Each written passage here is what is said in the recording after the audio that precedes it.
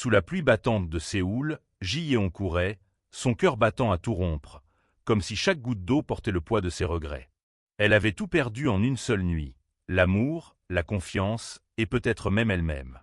Dans l'ombre d'une ruelle éclairée par des néons vacillants, elle s'arrêta, le souffle court, les larmes se mêlant à la pluie sur ses joues. Ji-yeon, 28 ans, était une illustratrice freelance, une âme libre mais tourmentée, élevée dans une famille conservatrice de Busan. Elle avait toujours su qu'elle était différente, que son cœur battait pour les femmes, mais elle avait appris à cacher cette vérité, à la garder enfouie sous des sourires forcés. À Séoul, elle avait cru trouver la liberté, mais la société coréenne, avec ses attentes rigides, l'avait rattrapée. Puis, il y avait Claire, une professeure d'art française de 30 ans, arrivée à Séoul pour enseigner à l'université Onjik. Claire, avec son rire lumineux et ses yeux bleus qui semblaient voir à travers l'âme de Ji-yeon, avait tout changé. Leur rencontre, 1 an plus tôt, avait été un hasard. Ji-yeon, nerveuse, avait renversé son café sur le carnet de croquis de Claire dans un petit café de Honda. Ce qui aurait pu être une simple maladresse s'était transformé en une conversation de 3 heures, puis en des nuits passées à parler d'art, de rêves et de ce qu'elle voulait vraiment de la vie. Claire, ouverte et confiante, n'avait jamais caché son attirance pour les femmes. Ji-yeon, elle, luttait encore avec sa propre vérité, partagée entre l'amour qu'elle ressentait pour Claire et la peur du jugement. Mais ce soir-là, sous la pluie, tout s'était effondré. Une dispute avait éclaté, brutale et inattendue, dans l'appartement exigu de Claire, au cœur d'Itaewon. Ji-yeon, submergé par ses insécurités, avait accusé Claire de ne pas comprendre sa réalité, de ne pas saisir à quel point il était difficile pour elle d'assumer leur relation dans une société où les regards pesaient comme des chaînes. « Tu ne sais pas ce que c'est de vivre avec cette peur » avait-elle crié, avant de claquer la porte, laissant Claire seule, blessée. À présent, Ji-yeon errait dans les rues, ses pensées en désordre. Elle repensait aux mots durs qu'elle avait lancés, à la douleur dans les yeux de Claire. Était-ce vraiment Claire qu'elle accusait, ou était-ce elle-même, incapable d'accepter qui elle était? Elle s'arrêta près d'un pont surplombant la rivière Han, les lumières de la ville scintillant dans l'obscurité. Elle sortit son téléphone, ses doigts tremblants hésitants à composer le numéro de Claire. Mais que pouvait-elle dire? Comment réparer ce qu'elle avait brisé? Pendant ce temps, Claire, seule dans son appartement, fixait une toile inachevée sur son chevalet. C'était un portrait de Ji-yeon, esquissé avec soin, capturant la douceur de son sourire et la tristesse qu'elle cachait si bien. Claire, venue en Corée pour échapper à une vie monotone en France, avait trouvé en Ji-yeon une muse, une partenaire, une âme sœur. Mais ce soir, elle se demandait si elle avait eu tort de croire que leur amour pouvait surmonter les barrières culturelles et les peurs de Ji-yeon. Le lendemain matin, Ji-yeon se rendit à l'atelier d'art où Claire enseignait. Elle voulait s'excuser, mais les mots restaient coincés dans sa gorge. Lorsqu'elle entra, elle trouva Claire entourée d'étudiants, expliquant avec passion la symbolique des couleurs dans l'art coréen traditionnel. Ji-yeon resta en retrait, observant la femme qu'elle aimait, si confiante, si à l'aise dans un monde qui semblait rejeter Ji-yeon à chaque pas. Elle sentit une boule dans sa gorge. Comment avait-elle pu blesser quelqu'un qui lui donnait autant de lumière? Leur regard se croisa enfin. Claire s'interrompit, son sourire s'effaçant légèrement. Les étudiants, sentant la tension, se dispersèrent.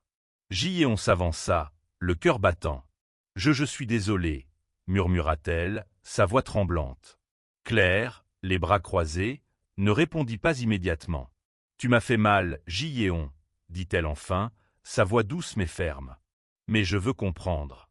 Parle-moi. » Ce moment marqua un tournant. Ji-yeon, pour la première fois, se força à ouvrir son cœur. Elle raconta ses années à Busan, les attentes oppressantes de sa famille, les regards désapprobateurs lorsqu'elle osait être elle-même. Claire écouta, sans juger, mais avec une douleur visible dans les yeux. « Je ne veux pas te perdre » murmura Ji-yeon, les larmes aux yeux. Claire tendit la main, effleurant la joue de Ji-yeon. « Alors, battons-nous ensemble » répondit-elle. Mais la route était encore longue. La société coréenne, bien que plus ouverte à Séoul, restait un défi. Les regards, les murmures, les jugements pesaient sur Ji-yeon. Et puis, il y avait sa famille, qu'elle n'avait pas revu depuis 2 ans. Bientôt, elle devrait faire un choix. Affronter ses peurs ou laisser l'amour de sa vie s'éteindre sous le poids des conventions. Les jours suivants furent un mélange de douceur et de tension. Ji-yeon et Claire tentaient de reconstruire ce qu'elles avaient failli perdre, mais chaque pas semblait fragile, comme si elles marchaient sur une corde raide au-dessus d'un abîme. Dans l'appartement de Claire, elles passaient des soirées à parler, à rire, à partager des silences lourds de sens. Pourtant, Ji-yeon sentait toujours ce poids sur ses épaules, cette peur qui la rongeait.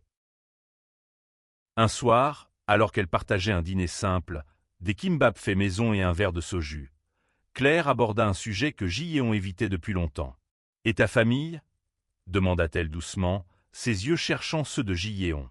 Cette dernière se figea, la baguette suspendue au-dessus de son assiette. « Ils ne savent rien » murmura-t-elle, baissant le regard.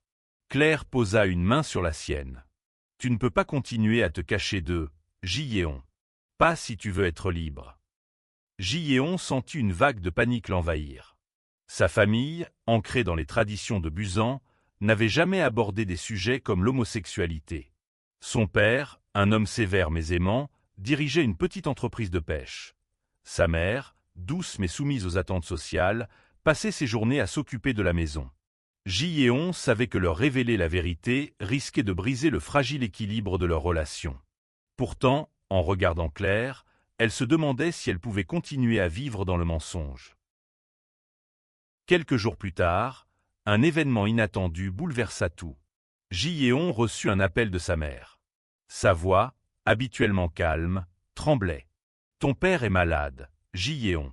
Il faut que tu viennes à Busan. » Sans réfléchir, Ji-yeon prit le premier train, le cœur lourd. Claire insista pour l'accompagner, malgré les protestations de Ji-yeon. « Tu ne devrais pas affronter ça seule, » avait dit Claire, ses yeux pleins de détermination. Le voyage en train jusqu'à Busan fut un mélange de silence tendu et de conversations chuchotées. Ji-yeon, nerveuse, triturait le bord de son écharpe, tandis que Claire tentait de la rassurer avec des histoires de son enfance en France. À leur arrivée, Busan les accueillit avec une brise marine et une foule danse à la gare. Ji-yeon guida Claire vers la maison familiale, une modeste bâtisse près du port, où l'odeur du sel et du poisson imprégnait l'air. Lorsqu'elles entrèrent, la mère de Ji-yeon, Min-jia, les accueillit avec un sourire fatigué. Elle ne posa pas de questions sur Claire, supposant qu'elle était une simple amie. Mais Ji-yeon sentit son estomac se nouer lorsque sa mère mentionna une réunion de famille pour discuter de l'état de son père.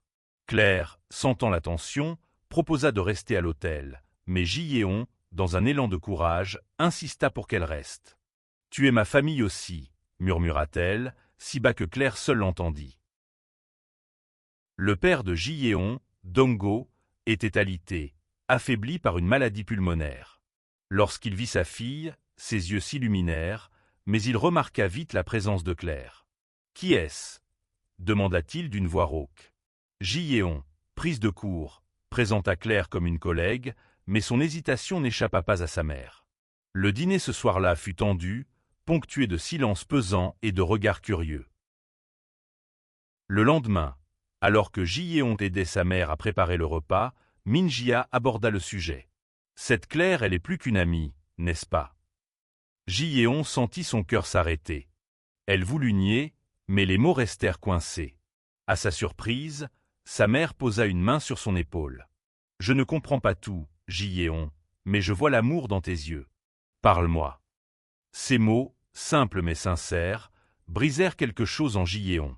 Elle éclata en sanglots, racontant tout, sa peur, son amour pour Claire, la lutte intérieure qu'elle menait depuis des années.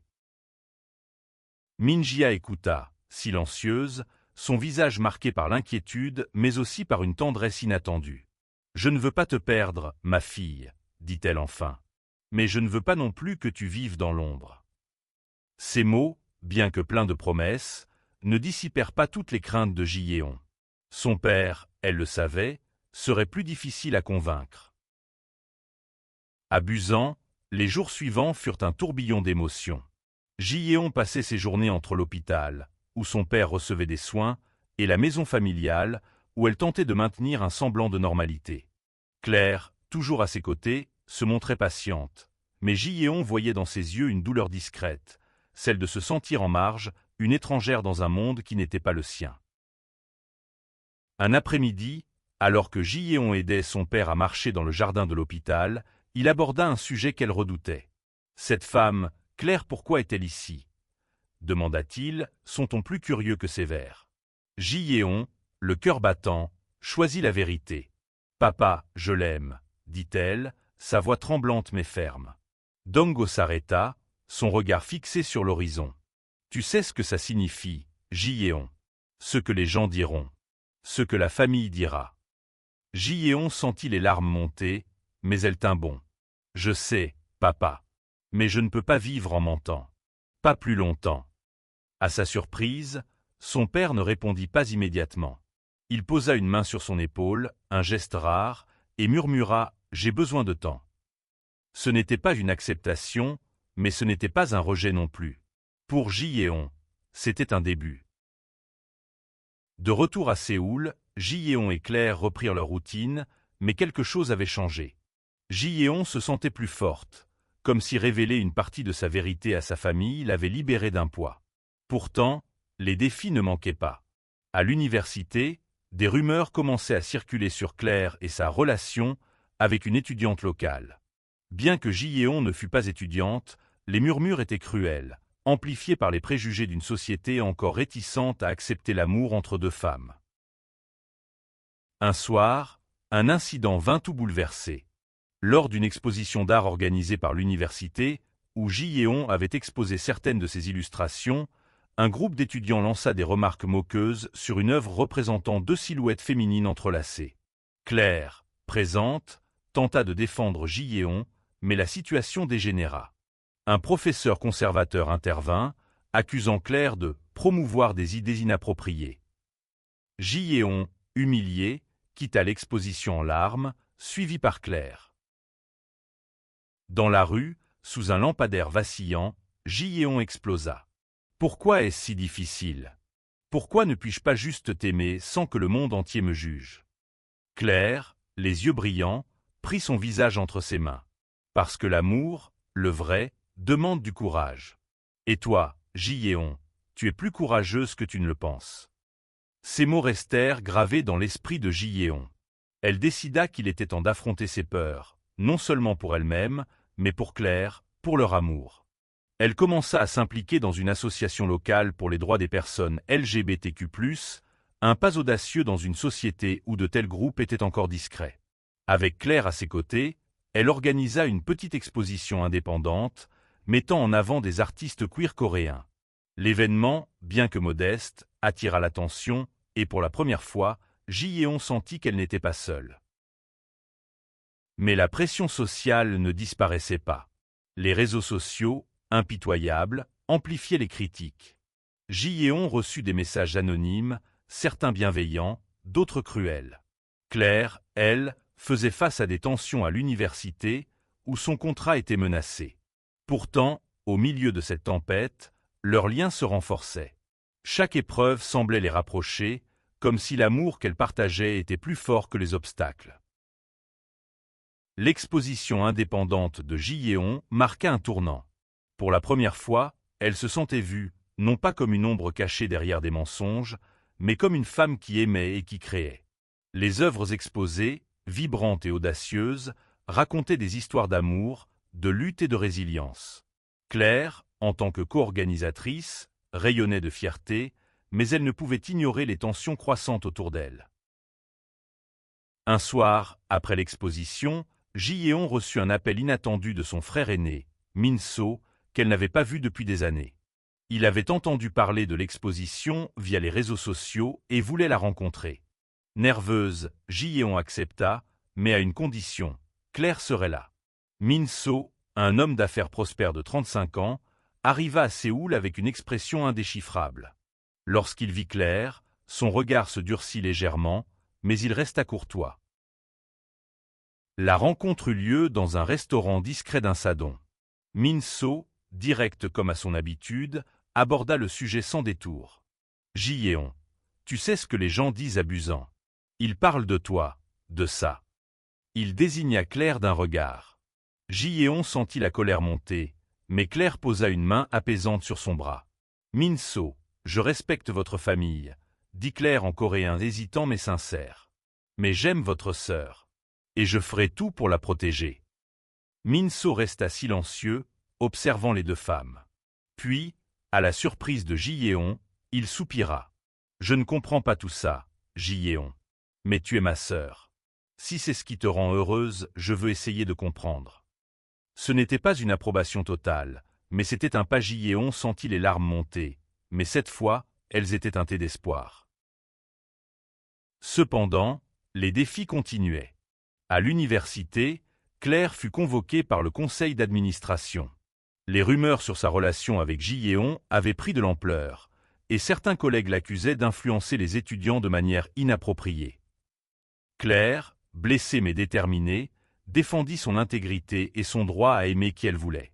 Ji-yeon, présente pour la soutenir, prit la parole, révélant publiquement leur relation pour la première fois. « Claire n'a rien fait de mal, » déclara-t-elle, sa voix tremblante mais claire. « Elle m'a appris à être moi-même. » Cette déclaration, bien que courageuse, eut des conséquences. Claire perdit son poste à l'université, un coup dur pour elle deux. Ji-yeon se sentit coupable, mais Claire refusa de la laisser porter ce fardeau. « Nous trouverons un autre chemin, » dit-elle, un sourire résilié aux lèvres. Ensemble, elles décidèrent de lancer un projet ambitieux, un atelier d'art communautaire à Séoul, dédié aux artistes marginalisés, en particulier ceux de la communauté LGBTQ+. C'était un risque, mais aussi une manière de transformer leur douleur en quelque chose de beau. Leur projet attira l'attention, mais pas toujours positive. Des groupes conservateurs organisèrent des manifestations devant leur atelier, brandissant des pancartes dénonçant leur immoralité. Ji-yeon, autrefois terrifiée par ces jugements, trouva en elle une force nouvelle. Elle affronta les manifestants, non pas avec colère, mais avec calme.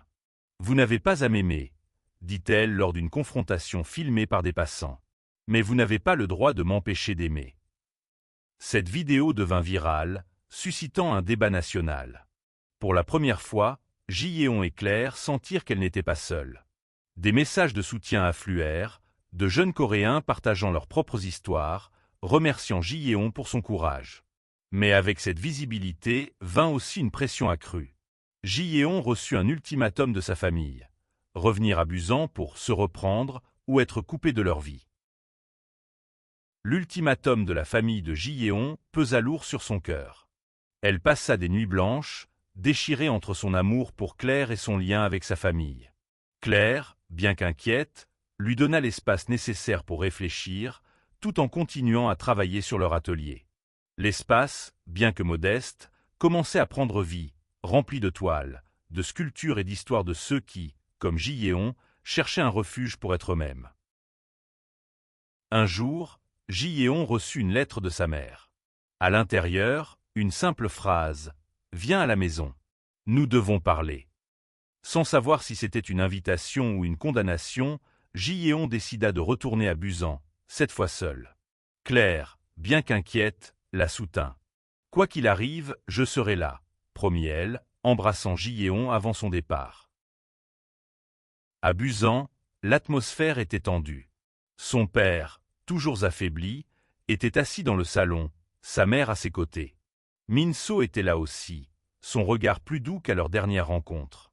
Ji-yeon, nerveuse, s'attendait à une confrontation, mais ce qu'elle trouva fut différent. Sa mère parla la première. « Nous avons vu la vidéo, Ji-yeon. Ce que tu as dit, ça m'a fait réfléchir. » Elle tendit une main tremblante. « Je ne veux pas te perdre. » Dong-go, plus silencieux, ajouta « Je ne comprends pas ton monde, Ji-yeon. Mais je sais que tu es ma fille. Et je veux que tu sois heureuse. » Ces mots, bien que simples, brisèrent les dernières défenses de Ji-yeon. Elle tomba à genoux, en larmes, s'excusant pour les années de silence, pour la peur qui l'avait empêchée de leur parler. Sa famille, bien que maladroite, l'entoura, un premier pas vers l'acceptation. Un soir, alors qu'elle fermait l'atelier, Claire surprit Ji-yeon avec une proposition. « Et si on partait ensemble » suggéra-t-elle. Pas pour fuir, mais pour découvrir le monde, pour montrer que notre amour n'a pas de frontières. Ji-yeon, émue, accepta. Elles planifièrent un voyage, non pas comme une évasion, mais comme une célébration de leur liberté. Le voyage de Ji-yeon et Claire les emmena d'abord à Paris, la ville natale de Claire. Là, loin des jugements de Séoul, Ji-yeon découvrit une liberté nouvelle. Elle se promenait main dans la main le long de la Seine, visitait des galeries d'art, et partageait des moments d'intimité qu'elle n'avait jamais osé vivre en public en Corée. Pourtant, Ji-yeon savait que leur retour à Séoul était inévitable. Leur atelier, leurs rêves, leur combat étaient là-bas. À Paris, Claire présenta Ji-yeon à sa famille. Contrairement aux craintes de Ji-yeon, les parents de Claire, des artistes bohèmes, l'accueillirent chaleureusement. « Tu rends notre fille heureuse », lui dit la mère de Claire, un sourire sincère aux lèvres. Cette acceptation, si différente de ce qu'elle avait connu, donna à Ji-yeon une force nouvelle. Elle commença à envisager un avenir où elle pourrait être pleinement elle-même, sans honte. De retour à Séoul, leur atelier prospéra. Des jeunes artistes, des activistes et même des curieux venaient, attirés par l'histoire de Ji-yeon et Claire. Leur espace devint un lieu de dialogue, où les tabous étaient brisés, où les histoires étaient partagées. Ji-yeon, autrefois si réservée, devint une voix pour ceux qui, comme elle, avaient peur de parler. Mais un dernier défi les attendait. Une organisation conservatrice intenta un procès contre leur atelier, l'accusant de perturber l'ordre social. Ji-yeon et Claire, soutenus par une communauté grandissante, décidèrent de se battre. Lors de l'audience, Ji-yeon prit la parole, racontant son parcours, ses larmes, ses victoires. « L'amour n'est pas un crime », déclara-t-elle, sa voix résonnant dans la salle. Claire, à ses côtés, lui serra la main. Le procès attira l'attention des médias internationaux.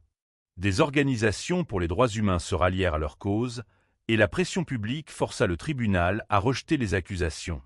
Ce fut une victoire, non seulement pour Ji-yeon et Claire, mais pour tous ceux qui voyaient en elle un symbole d'espoir. Un an plus tard, l'atelier de Ji-yeon et Claire était devenu un refuge pour des dizaines d'artistes et d'âmes en quête d'acceptation. Ji-yeon, désormais confiante, donnait des conférences, partageant son histoire dans des universités et des festivals. Claire, de son côté, enseignait à nouveau, mais cette fois dans leur propre espace, où elle inspirait une nouvelle génération d'artistes à embrasser leur vérité. Un soir, alors qu'elle regardait le coucher du soleil sur la rivière Han, Ji-yeon prit la main de Claire. « J'avais si peur avant, » murmura-t-elle. « Peur de t'aimer, peur de moi-même. Mais maintenant, je sais que je ne serai pas celle que je suis sans toi. » Claire, émue, l'embrassa doucement. « Et moi, je ne serai pas ici sans toi, » répondit-elle. Leur histoire, bien que marquée par des luttes, était devenue un phare pour d'autres. Ji-yeon reçut une lettre de son père, qui, pour la première fois, signait « Avec amour ». Min-so, désormais un allié, organisa une exposition pour leur atelier à Busan, un symbole de réconciliation. La société coréenne, bien que lente à changer, commençait à écouter. Ji-yeon et Claire savaient que leur combat n'était pas terminé. Mais elles avaient appris que l'amour, lorsqu'il est sincère, peut déplacer des montagnes.